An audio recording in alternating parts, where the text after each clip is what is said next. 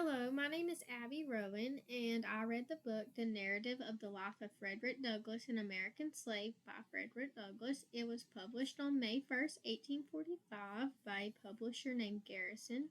It was written not only as an autobiography but also to tell the truth of slavery, and it gives a reason as to why slavery should have been abolished during that time.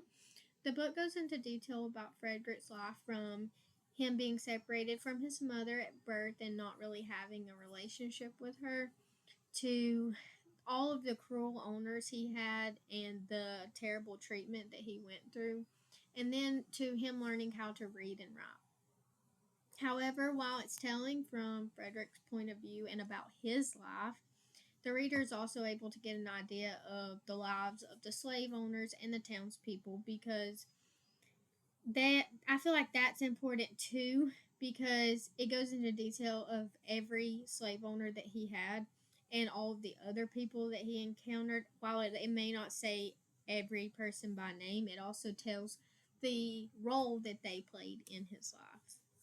I read this entire book cover to cover, every word on every page.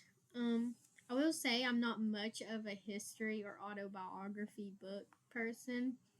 It's just kind of hard for me to get into those types of books. However, I did actually like this book. It wasn't my favorite, but I didn't just hate it. I was able to get into it and I was able to pick it up and read it and not just put it down and not be interested in it. I really like that despite Frederick being a slave and being treated so cruelly, Frederick was still motivated enough to learn how to read and write. In saying this, after reading the book, you'll get a better understanding of what I'm talking about when I say that he was treated so cruelly. Because, like, in school, we are taught about slaves and the terrible treatment that he went through, but that's just not the extent. Like, we don't learn all of the details.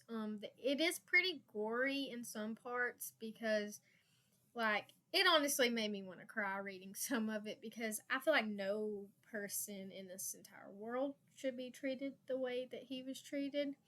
But despite all of that, he was still motivated enough to reach his goals to read and write. He even went to the extent to, when he was reading, a lady named Miss Sophia Auld, which is one of his slave owners' wives. She teaches him how to learn the alphabet and like read a few of small words, but when her husband catches on to this, he demands her to stop, and this makes her turn cruel towards Frederick.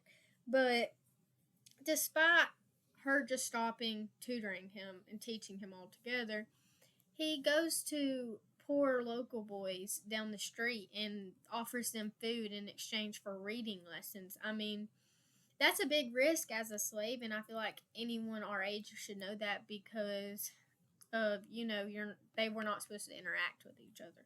But despite that, he took the risk and he learned how to read. Well, then when it came time to learn how to write, he would not only look in books and get give food to the local boys in exchange to learn how to write, but he also would watch the people working on the ships how they write their letters and how they structure each letter, and he would find the meanings of the letters, like what each letter stood for, just through paying attention and doing it over and over and over. And I found this kind of inspiring because we think life is so hard at times and we have bad days or bad weeks or whatever. But that should not stop us from accomplishing our goals. And I feel like that's something we really need to step back and think about because, like I said, despite him going through all of this terrible stuff that he went through, he was still motivated enough to achieve his goals. And I really like that part about this book. Now on to the lesson plan. So to begin the lesson plan, I decided that I would I was going to first do something about Frederick Douglass, but after searching the course of standard, I couldn't find anything specifically about him. So I decided to do something about slavery because he was a slave.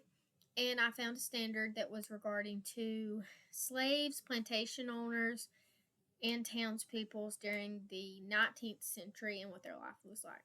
So I decided it would be a great idea if I created my lesson plan around that. And what I did was, after the students read the book, but of course, it is like a higher level because there are words in there that not even I knew what they meant because of the older language that it uses. I decided that we would read it as a whole class, and then afterwards the students would be split into groups, and each group would be assigned a different person. Like, one group would describe slaves during that time, one group would describe the townspeople, one group would describe the plantation owners.